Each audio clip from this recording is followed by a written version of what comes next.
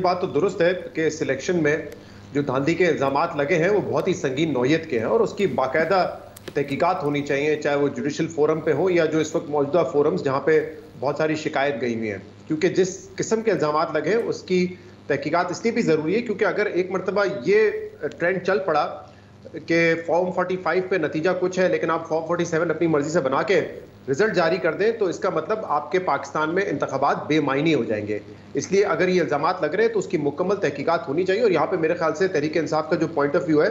वो काफ़ी स्ट्रॉन्ग है। माजी के बनिस्बत जब वो कहते थे 4 हल्के खोलो और फिर इसके बाद हमने देखा एक जुडिशल कमीशन बनाया गया, उस वक्त के मुकाबले में इस मरतबा जो इल्ज़ामात लग रहे हैं वो ज़्यादा संगीन नौयत के, उसके बाकायदा तहकीकात होनी चाहिए। और आज by the way election commissioner of Pakistan ने तमाम फॉर्म 45, फॉर्म 46, वो फॉर्म 47 अपनी वेबसाइट पर डाले थे। आज आखिरी दिन है, वो अगर नहीं डालेंगे, इलेक्शन पहले ही मुतनाज़ा था, गिनती भी मुतनाज़ा थी, नताइज भी मुतनाज़ा थे और अब ये प्रोसेस और मुतनाज़ा हो जाएगा। इसलिए अब देखना है कि आज end of the day election commission of Pakistan अपनी जिम्मेदारी पूरी करता है या नहीं करता। हैविंग सेड दैट, जो तहरीक इंसाफ ने आज खत लिखने का कहा है, इमरान खान साहब खत लिखेंगे और बताएंगे IMF को कि इसको कंडीशन कर दे इस बात से कि पहले ऑडिट होना चाहिए इलेक्शंस का, मेरे ख्याल से बहुत ही गैर जिम्मेदाराना रवैया है, बेतुका इकदाम है। इससे एक तो IMF कोई राइट फोरम नहीं है, ठीक है, वो गुड गवर्नेंस का कहता है, वो माशी तौर पे कहता है, वो राइट फोरम नहीं है कि वो आगे यहाँ पे इलेक्शन के ऑडिट करवाएगा या रिगिंग के हवाले से जो इल्जामात को साबित करेगा या उसको जुटाएगा।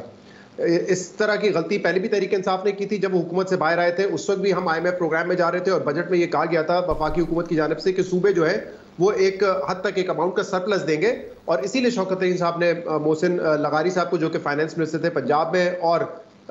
KP में जो थे झगड़ा साहब को खत लिखने का कहा था कि आप बता दें कि हम सरप्लस नहीं दे सकते, हमारे बड़े मसाइल हैं। लेकिन मसला उस वक्त भी यही था कि तहरीक इंसाफ कहती थी कि अगर आप पॉलिटिकली हमें विक्टिमाइज करोगे तो फिर हम कैसे आपको सपोर्ट करेंगे, जो कि उस ऑडियो कॉल में भी था। तो मेरे ख्याल से इस हरकत से, इस एक्शन से कोई फायदा नहीं होगा,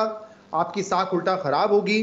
आपने भी कल IMF पे जाना होगा, आपको संजीदगी से नहीं लिया जाएगा। इसलिए मेरे ख्याल से इस तरह के किसी भी इकदाम से आपको गुरेज करना चाहिए जिससे ना सिर्फ आपकी साख खराब हो बल्कि मुल्क को जो है नुकसान पहुंचे इसका और मुल्क का मजाक उड़ाया जाए। देखिए 2018 में भी तहरीक इंसाफ की जब हुकूमत आई थी, धांधली के बड़े इल्जाम लगे थे ना कि RTS बैठ गया, सिलेक्शन हुई, फलाना फलाना, लेकिन उस वक्त जितनी भी सियासी जमातें थी पार्लियामेंट में, उन्होंने तो इस तरह का कोई इकदाम नहीं उठाया। असद उमर साहब तो बहुत डिले कर रहे थे IMF प्रोग्राम, लेकिन उस वक्त हमने नहीं देखा कि किसी पार्टी ने यह कहा कि हम IMF का प्रोग्राम नहीं होने देंगे, या ये कहो IMF को कि आप कंडीशन कर दें इस प्रोग्राम को पाकिस्तान के जो इंतखाबात हैं उससे। तो मेरे ख्याल से संजीदगी का मुजाहरा करते हुए इस तरह की कोई हरकत करने की मुझे तो नहीं लगता कि जरूरत है। ना तो IMF इस पर ज्यादा गौर करेगा, ना उनका ये मैंडेट है, ना वो राइट फोरम है, इसलिए इसको अवॉइड करना चाहिए।